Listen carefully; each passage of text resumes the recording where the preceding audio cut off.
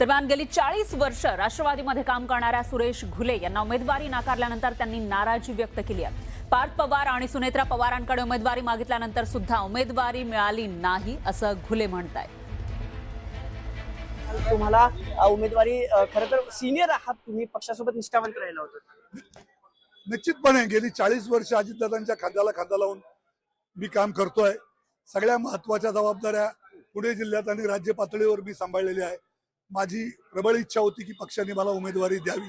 मला का डावललंय हेच मला अजूनपर्यंत समजलेलं नाही।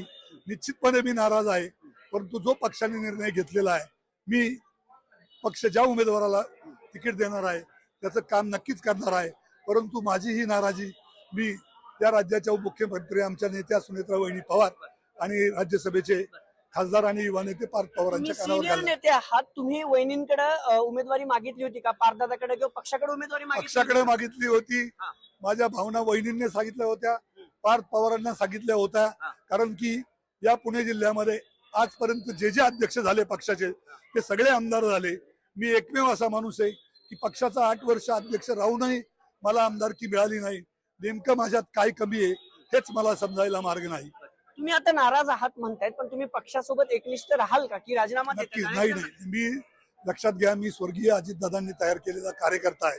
मी जरी नाराज असलो तरी मी पक्षाच्या विरोधात कधीही काम करणार नाही।